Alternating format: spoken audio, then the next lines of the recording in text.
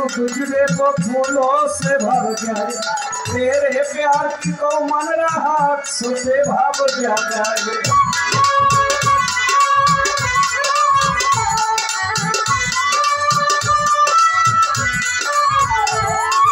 जिस रास्ते से तू गुजरे वो फूलों से भर गए, तेरे प्यार की को मन रहा सुबह भाव जाए। जो पाता सुने डोरी तो गोईरा बन जाए, जो पाता सुने डोरी तो गोईरा बन जाए। वो जिसको मिल जाए वो जिसको मिल जाए वो हो जाए मालामाल। एक तो ही है भगवान है गोरी, बाकी सब का तेरा। एक ही तो ही है भगवान दयाल सा, बाकी सब का तेरा। संदेश रहे तेरा, संदेश रहे तेरा सुने जिसका। एक ही तो ही है भगवान शमशेर, बाकी सब का तेरा। एक ही तो ही है भगवान मोती छा, बाकी सब का तेरा। ভোকালটা একটু কমছে, হাইটা বাড়বে, একটু হাইটা বাড়বে।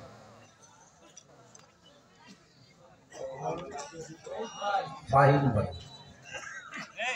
মিউজিকের গান শুনে আরো 100 টাকা দিয়ে দোয়া করলেন। ভোকালটা বাড়বে, হাইটা বাড়বে, হাইটা বাড়বে, লেভেলও বাড়বে। হ্যালো, আগের মতো করেন। হ্যালো, হ্যাঁ ঠিক আছে।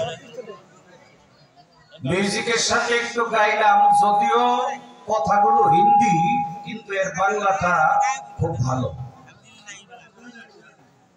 चांदी जैसे रंग है तेरा, सोने जैसे बाल, एक तू ही देनवान है गौरी, बाकी सब कांगाल। साদের মতো রূপটি তোমার, সোনা বর্ণ চুল, তুমি ধনের ভান্ডার, বাকি সব কাঙ্গাল। এটা সনাতন মতে বলা হয়েছে কৃষ্ণকে, আর ইসলামিক মতে বলা হয়েছে যার যার দয়ালকে, গুরুকে, মুর্শিদকে। আজকে যে দয়ালের দরবারে আমরা এসেছি, দয়াল বাবা শামসুল চান, উনি হইতেছে ধনের ভান্ডার, তার ভক্ত আসে কান্দারা, সকলেই কান্দা। গানের পালা হল কমবে, গানের পালা গুরু শিষ্য। গুরু শিষ্য গান গাওয়া কিন্তু শিষ্যের লেগে সহজ, কিছু জিগানির প্রয়োজন নাই। সাধকেরা গান লেখা হয়ে গেছে, একটা গান গেয়ে ছেড়ে দিলেই গুরুর রফা দফা। এই গানের পূর্ণ ব্যাখ্যা আমি দিতে পারবো, সময় লাগবো 3 ঘন্টা। এখন 3 ঘন্টা যদি আমি বগর বগর করি, যারা বুঝবো এরা বয়ে থাকবো, যারা বুঝবো না ওরা যাইবো কবো এটা বয়াতিও না, বয়াতির জাত না। বেশি কমছে। এই গুরু শিষ্য পালাটা চলে ওই দিকে যেদিকে মানে তত্ত্ব কথা বেশি শুনে অভ্যস্ত, হ্যাঁ ওরা বেশি পছন্দ করে।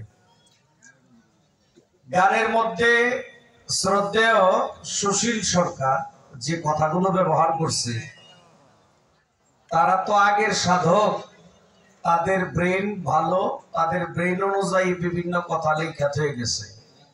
এখনকার সাধকেরা যদি তত্ত্ব কথা লাগায়, তাইলে লাগাইবো যে দেহের মধ্যে যমুনা সেতু কোন জায়গায়, পদ্মা সেতু কোন জায়গায়, মেঘনা সেতু কোন জায়গায়।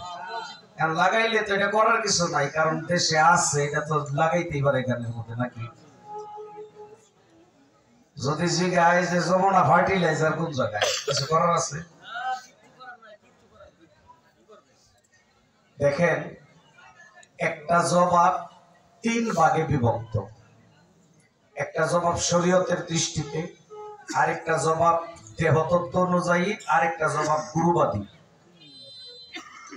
আবার বলি, একটা শরীয়তের আইনে, আমার গানে আমার কথা সময় বাজে, আমি কি কই এটা যেন শ্রোতারা বুঝে। একটা শরীয়তের আইনে, আরেকটা হইতেছে দেহতত্ত্ব অনুযায়ী, আরেকটা গুরুবাদী। একটা আরেকটার সাথে তেমন একটা মিল নাই। যেমন এই মানব দেহে কাবা কোথায় আছে? কাবা যদি থাকে তাইলে হাজিরা হজ করতে গেলে যে কাবা ঘর তফ করে, কাবার সাথে আসওয়াদ পাথর আছে, এটা চুমা দেয় গুনাহ মাফ হওয়ার আশায়।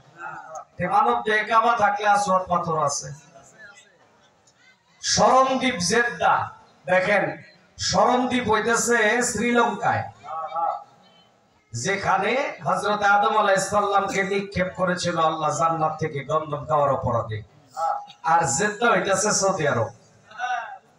বর্তমানে সৌদি মানে জেদ্দা একটা এয়ারপোর্ট আছে, এখান থেকে মক্কা যাইতে বেশি সময় লাগে না। এটি মানব দেহের কোন জায়গায়? আবার মুজদালিফা কোন জায়গায়? আরাফার মাঠ কোন জায়গায়? দেহের মধ্যে আজান দেয়, ইমামতি করে কেডায়? আবার দেহের মধ্যে ঈদের নামাজ হয়, এই কোলাকুলি, আমরা যে কোলাকুলি করি ঈদের নামাজ পড়ে, এটা কার লোকে? দেহের মধ্যে যে আজান দেয় মুয়াজ্জিন কেডায়, ইমামতি করে ইমাম কেডায়, মুসল্লি কেডায়? আবার কোন দিক হইয়া আজান দেয়, কোন দিক হয়ে নামাজ পড়তে হয়? আবার এই দেহ কাবার দরজা কয়টা? মক্কার কাবার একটা, মক্কার যে কাবা একটা দরজা, কিন্তু এই দেহের মধ্যে যে কাবা এটার দরজা কয়টা? প্রশ্ন কতগুলি একবার চিন্তা করছেন? এলেগে বলছে জবাব সবটি দিতে পারবো, সময় লাগবে 3 ঘন্টা। যতটুকু না হইলেই না ততটুকু জবাব অন্তত দিতে হবে, নাইলে গুরু শিষ্য গানের মান থাকবে না। একটা গান করি, গানের মধ্যে জবাব অর্ধেক শেষ হবে, গানের মধ্যে জবাব অর্ধেক যাইব। গানটা মনোযোগ দিয়ে শুনবেন, ছোট্ট করে বাজায়ও যেন গানের কথাগুলি বুঝে, যে হয়তো গানের মধ্যে যে জবাব দিব আবার ফয়সালাটা গানে হয়ে যাবে।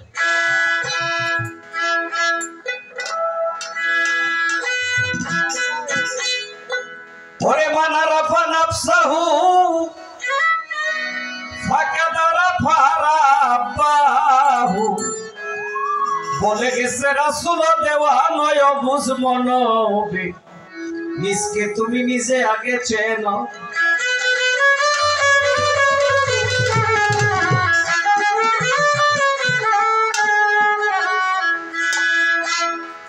বাবা কিছু কিছু গান শুনলে চোখে পানি আসে, আবার কিছু গান শুনলে যাও পানি আছে এটা শুকায় যায়। এই যে এখন যে গানটা ধরছে এটা পানি শুকায় না গান। তত্ত্ব বিচার করলে আপনি কান্নার সময় কই? ওই কানতে গেলেও তো একটা কান্নার ভাব লাগে। এই তত্ত্ব কথা বিচার করতে গেলে আর ওই ভাব থাকবে না, পানি শুকায় কাট হয়ে যায়। মান আরাফা নাফসাহু ফাকাদ আরাফা রাব্বাহু, এটা হাদিসে কুরসি। অর্থাৎ তুমি যদি তোমার এই নাফসকে চিনতে পারো তাহলে তোমার রবকে চিনা সম্ভব। আরবিতে এই দেহটাকে বলা হয় নাফস, বাংলাতে দেহ, ইংলিশে কয় বডি। সক্রেটিস একজন দার্শনিক, সে বইলা গেছে নো দাইসেলফ, নিজেকে চেনো। শ্রীকৃষ্ণ বলছে আত্মানং বিধি, যার আত্মদর্শন হয় তার বিধাতার দর্শন হয়। তাহলে নিজেকে চিনতে হবে, আর চেনার জন্য যাইতে হবে আরেকটা চেনা মানুষের কাছে, একজন গুরু মুর্শিদের কাছে। যারা মুরিদ না হয়েছে তাদের কাছে এই গান ভালো লাগবে না। সহজ বাংলা যদি বলি, যে বিয়া না করছে ও সংসারের মজা জানে না। কি বিয়া না ভাই, বরযাত্রী যতই যান বরের মজা পাবেন। হ্যাঁ, পীরের বাড়িও রসইতেছে, আইসেন তামসা দেখবার গান শুনতে, এইটা এক জিনিস। আর যারা মুরিদান তারা যাইছে দয়ালের বাড়ি, এটা আরেক জিনিস। কি তাহলে বর আর বরযাত্রী এক না, বর একজনই, যাত্রী অনেকেই থাকে। এই গানটা যারা বর তাদের জন্য। সরোবরে ফুটিল ফুল, যে ফুলে মুহাম্মদ রাসূল, সেই ফুলেতে খেলছে নিরঞ্জন। সরোবরে ফুটিল ফুল, যে ফুলে মুহাম্মদ রাসূল, সেই ফুলেতে খেলছে নিরঞ্জন। শরীয়তের আলাপ করি, যারা দুনিয়ার মধ্যে আইছে মুসলমানের ঘরে জন্ম নিছে, তাদের হিসাব হইতেছে মুসলমানের ঘরে জন্ম নিছে, আমি তো পাক্কা মুসলমান। নামাজ পড়বো, রোজা করবো, হজ করবো, জাকাত দিমু, কুরবানি দিমু, বিয়া শাদী করছি, বাচ্চা কাচ্চা হইছে, বুইড়া হয়ে মরে যাবো, খোদার কাম করে গেলাম, খোদা বেহেশত না দিয়ে আর করবো কি? আর একবার যদি বেহেশতে ঢুকেই দেখবো হাজার হাজার ফলের গাছ, ফলগুলি পাইকা লাল হয়ে রয়েছে, খাইবার মনে চাইলেই এই ফলের ছড়াটা মুখের কাছে আইব, খালি কষ্ট করে চাপাটারে একটু ঘূর্ণি দিবেন, তাহলে এই কাম হয়ে যাব। এই যে দামি দামি ভালো ভালো ফল খাবেন, এই ফল খাইলে শরীরে ভিটামিন হয় না? কি হয় না? ভিটামিন হয় না? এই ভিটামিন মজানির লেগে আবার 70টা করে হোর দিব। পৃথিবীর সমস্ত রূপ এক করলেও একটা হোরের সমান না। এই হোরের বর্ণনা যদি শুনেন, এমন পাতলা কাপড় গায়ে থাকবো যে ভিতরে যা আছে সব দেখা যাইব। যতক্ষণ মনে চায় হোরের সাথে আপনি সঙ্গ করবেন। বেহেশতের মধ্যে কোনো প্রস্রাব পায়খানা নাই। প্রস্রাব পায়খানার কাজ কেমনে শেষ হইব? একটা ডেক ছাড়বো, ওই যে ঠিক ছাড়ে না, ওই ডেক ছাড়লেই ওই কাম হয়ে যাইব। খালি খাইবেন আর আরাম করবেন। এইরকম ফলের লোভে যারা ইবাদত করে, আল্লাহ ওর কোনো ইবাদত কবুল করে না, নিশ্চিত থাকে। লোভীর কোনো ইবাদত নাই। আর যারা পীর ফকির সাধুগুরু মানুষ, এরা বাবা ফলের লোভ করে না, এরা ফুলের কর্ম করে, ফুলের মধু আহরণ করে, যে ফুলের মধ্যে আল্লাহ রাসূল নিজেই লোকায়িত। তাই তো সাধক বলেছে, সরোবরে ফুটিল ফুল যে ফুলে মুহাম্মদ রাসূল, সেই ফুলেতেই খেলছে নিরঞ্জন। ফুলের মধু খাইল যারা, খাঁটি মানুষ হবে তারা। ফুলের মধু খাইল যারা, খাঁটি মানুষ হবে তারা। ভয় নাই হাসর মিজান, হয় বুঝনো নবে, তুমি নিজে আগে চেনো।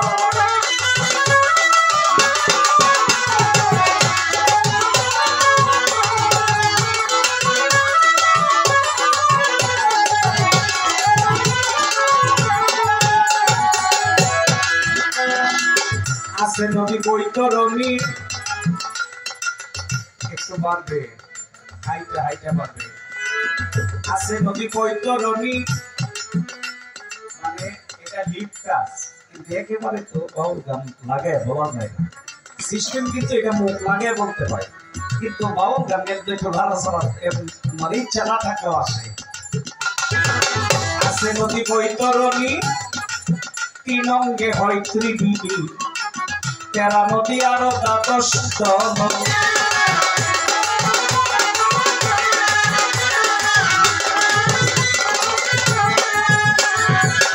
আছে নদী বৈতরণী, বাবারে 3 অঙ্গেতে হয় ত্রিবিধি, 13 নদী আরো 12 জন। সেই নদীতে স্নান করলে মুক্তি পাবি ভূমণ্ডলে। সেই নদীতে স্নান করলে মুক্তি পাবি ভূমণ্ডলে। পাপ রেখা হইবে মুসল, বুঝলো নবে, তুমি নিজে আগে চেনো।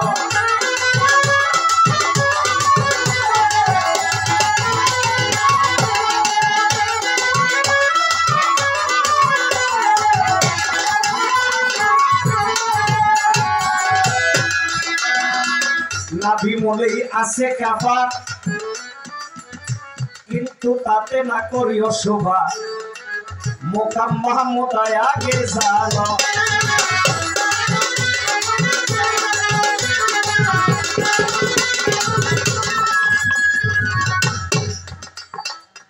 এই পৃথিবীর মধ্যস্থল কোনটা বাবা? যেখানে কাবা, ওইটা হইতেছে মধ্যস্থল নাকি? কেউ বিশ্বাস না করলে মাইকা দেউকা। যেখানে কাবা ঘর, এইটা হইতেছে পৃথিবীর মধ্যস্থল, এটা দলিলে প্রমাণ আসছে। তাইলে পৃথিবীর মধ্যস্থল যদি কাবা ঘর হয়, তাইলে আপনার মানব দেহের মধ্যস্থল হইতেছে নাভি। নিচ থেকে মাপলেও যতটুকু, উপর থেকে মাপলেও ততটুকু।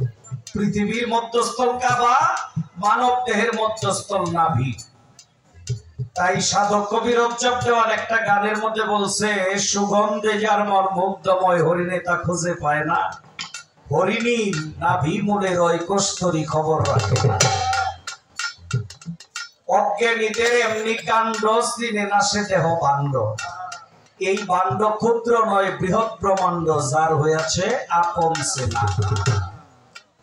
এই মানব দেহের কাবা হইতেছে নাভি। আসওয়াদ পাথর কই আছে? এইটাও গানের মধ্যে আছে।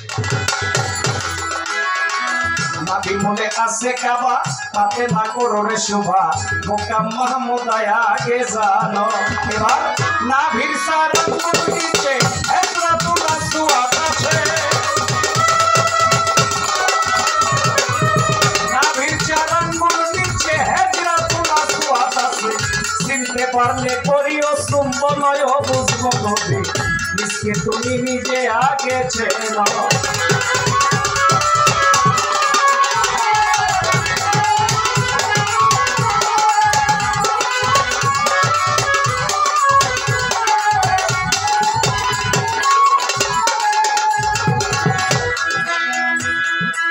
সাত্তার পাগলার নিগুর গান শোনেন যতই আসে কান, রবে কত নিজেকে বাঁচানো।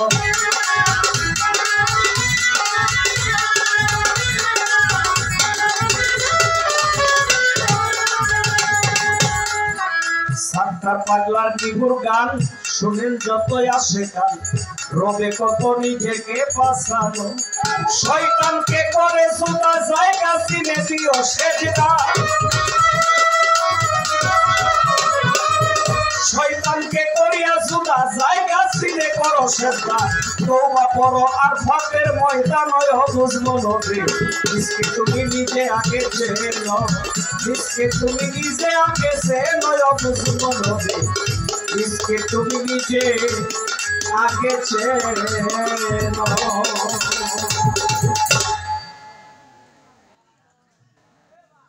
মানব দেহের কাবা নাভি, নাভি থেকে 4 আঙ্গুল নিচে হযরতুল আসওয়াদ পাথর আছে। এটা সাধকে কইতেছে গানের মধ্যে। এখন এটা নারীর কাছে না পুরুষের কাছে এটা উল্লেখ করে নাই। এটা জানা নিতেই বা যার যার আপন মুর্শিদের কাছে, যে বাবা এটা কার কাছে, আমার কাছে নাকি বাড়িতে আছে, কি জানা নিতেই এটা জানতেই দয়ালের কাছে। এই কাবার দরজা কয়টা? মানব দেহের যে কাবা, এই মানব দেহের কাবার দরজা হইতেছে 9টা। 9টা দরজা।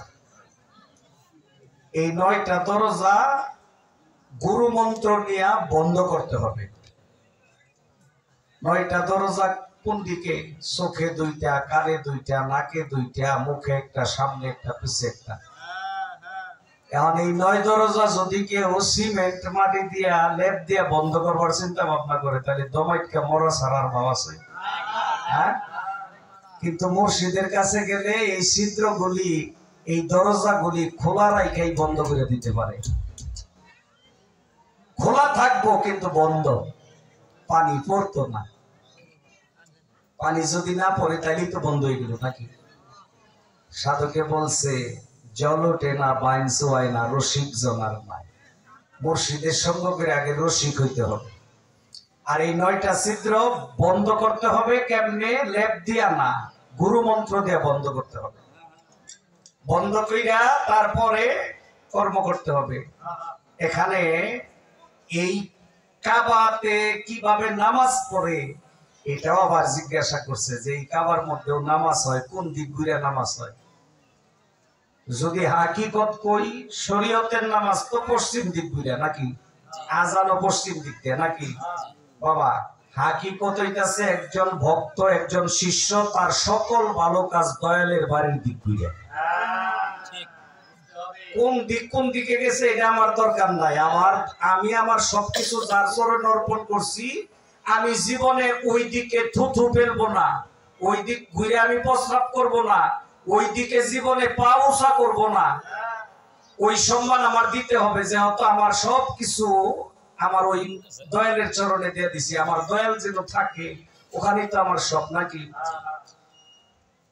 আবার সাধকে কিন্তু জবাব দিয়ে গেছে, যে গান করলাম এটা কিন্তু দেহের কথা, কিন্তু গুরুবাদী কথায় জবাব দিয়ে গেছে। ওই যে সাধক হাসানে, মুর্শিদের দরবার ভক্তের কাবাগর, জান্নাতের হাওয়া সেথায় বইয়া যায়, বিশ্বাস ভক্তি থাকিলে মুক্তি কে জানে কার ভাগ্যে হয়। মুর্শিদের দরবারই যদি ভক্তের কাবাগর হয় নাকি, তে মুর্শিদের দরবারে যে কয়টা দরজা আছে এই কয়টা দরজা আমার কাবাঘরের দরজা। কি বিষয়টা এরকম না? মুর্শিদের দরবার যদি আমার কাবাঘর হয়, এখানে হাকিকত পাওয়া যায় একজন ভক্ত যখন তার মুর্শিদের দরবারে যায়, বিশেষ করে বাৎসরিক উরস মাহফিলে যেদিন উপস্থিত হয়, ওই দিন ওই ভক্তের জন্য হজের দিন, ওই ভক্তের জন্য ঈদের দিন। কি গো, মুর্শিদের দরবারে যেদিন ভক্ত যায় ওই দিন ওই ভক্তের জন্য ঈদের দিন, ওই দিন ভক্তের জন্য হজ হয়। তার মুর্শিদকে দেখলে খালি কাবা তফ করা না, স্বয়ং খোদারে দেখার বাকি থাকে না। কয় তাইলে কোলাগুলি করবে কার লগে? কে গুরু ভাইয়েরা যায় না? আমি আমার আরেক গুরু ভাইয়ের সাথে আমি সিনা লাগাই আমি কি আমার জ্বালা নিবারণ করবো নাকি? এমনি ঈদের নামাজ পড়তে গেলে পরিচিত বিভিন্ন লোকের সাথে কোলাকুলি করা হয়, আর দয়ালের দরবারে গেলে বিভিন্ন ভাইদের সাথে কোলাকুলি করা হয়। আর মুর্শিদের চরণে গিয়া ভক্তি দিলে, মুর্শিদের চরণে গিয়া চুমা দিলে বাবা, তখন কি আর আসওয়াদ চুমা দেওয়ার বাকি থাকে?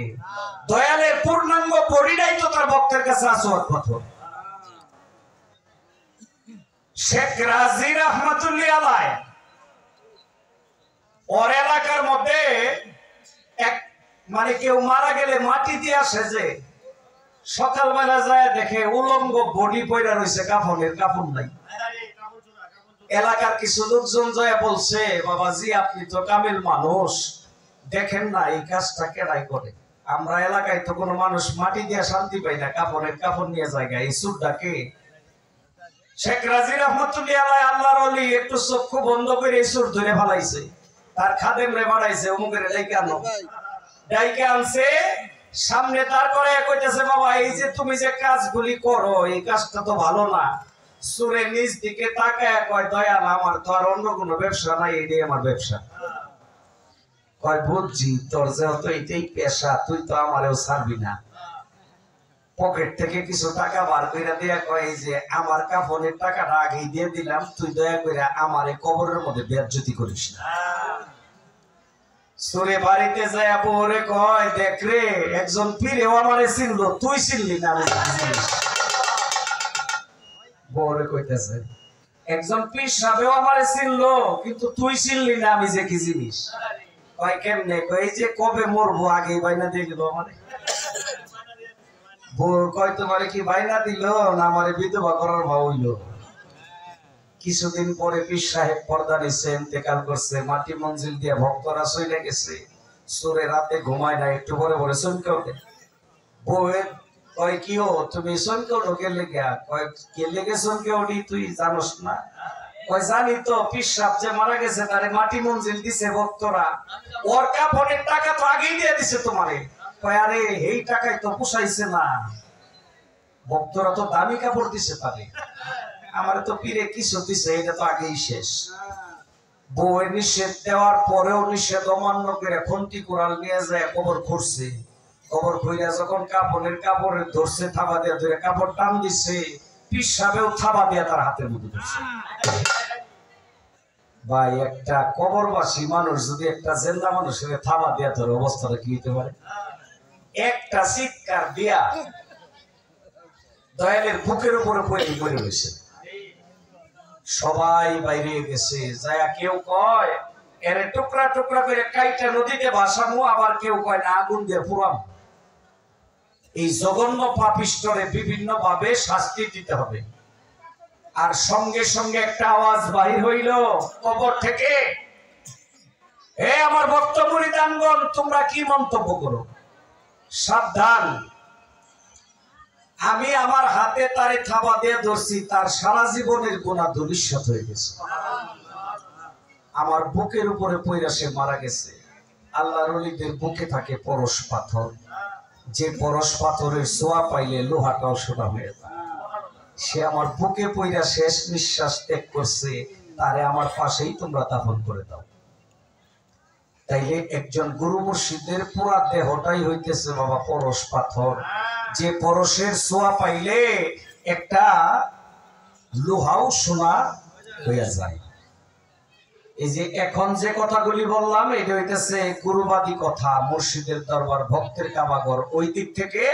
আর দেহতত্ত্ব অনুযায়ী মানব দেহে কাবা হইতেছে না বিমল, তার চার আঙুল নিচে হযরতুল আসওয়াদ। হাসানে আরেকটা কথা বলেছে, ওরে নিজের হাতে বিষ্ণুতে বানাইয়াছে কাবাগর, কাবাতে থাকে পড়ুয়ার গো, কাবাতে থাকে পড়ুয়ার।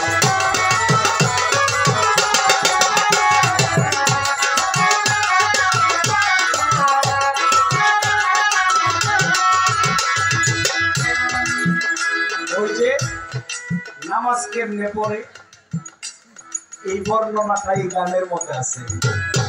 বায়াত হইয়া যাও না তুমি কাবের পীরের হাতে, নামাজ আদায় করো গিয়া একলা এক জায়গাতে।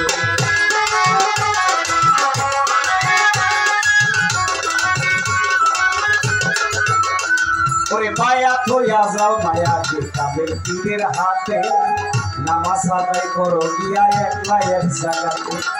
রুকুর আগে সেজদা দিয়া সামনে দেখো সাইয়া গো, তোমার মুর্শিদ আছে ইমাম হইয়া এ হোসেন সুরতদার, কাবাতে থাকে পড়ুয়ার গো, কাবাতে থাকে পড়ুয়ার।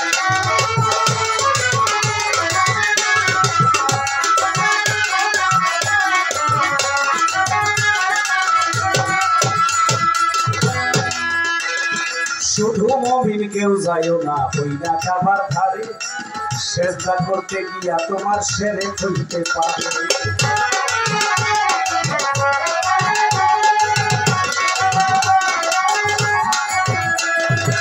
শুধু মুমিন কেউ যাইও না ওই না কাবার ধারে, সেজদা করতে গিয়া তোমার সেরে হইতে পারে। মুসলমানে সেজদা দিলে ওই কাবার গেট আপনি খুলে গো, ওরে দেখবি তখন জল জ্বালালে সেজদা মানুষ বরাবর, কাবাতে থাকে পড়ুয়ার গো, কাবাতে থাকে পড়ুয়ার।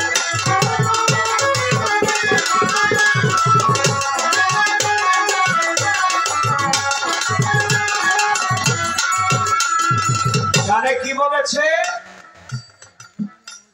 শুধু মুমিন কেউ যায় না ওই না কাবার ধারে, সেজদা করতে গিয়া তোমার সেরে কইতে পারে।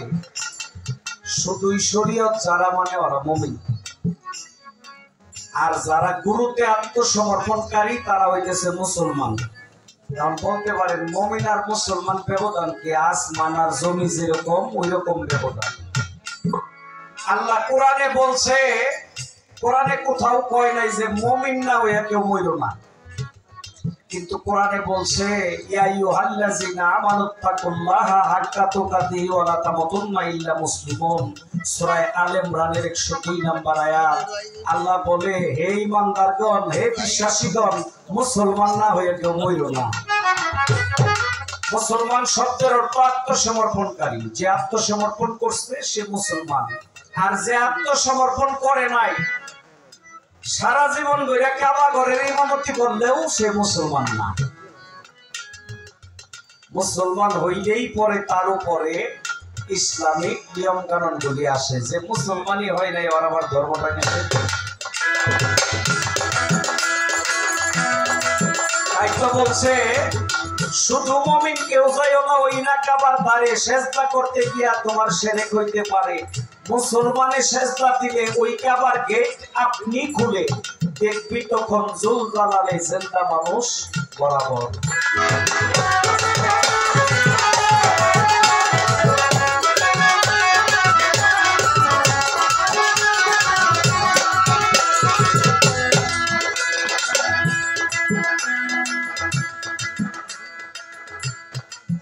বায়াত হইয়া যাওগা আগে কামেল পীরের হাতে, নামাজ আদায় করো গিয়া একলা এক জায়গাতে।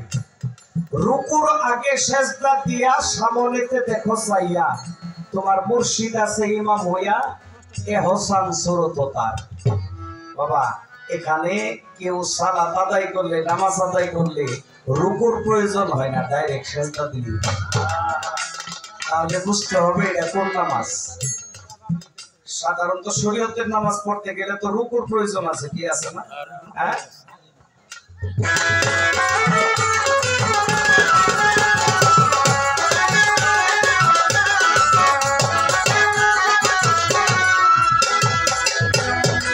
মুমিন বান্দা হইলে পাবে বেহেশতের সন্ধান, স্বয়ং আল্লাহ দেখা পাবে যে হয় মুসলমান।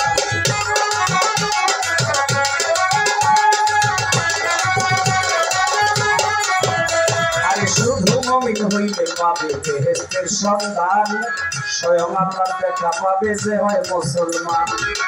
হাকিকতের বাণী দিয়া জানলে কেসে হাসান দিয়া গো, ওরে হাসরেতে মুমিন হইয়া হিসাব দিতে বড় ধর। জামাতে থাকে পড়ুয়ার, জামাতে থাকে পড়ুয়ার, নিজের হাতে নিঃস্বরতে বানায় রাখে কাবা ঘর। জামাতে থাকে পড়ুয়ার, জামাতে থাকে পড়ুয়ার। আর সম্ভব না, যত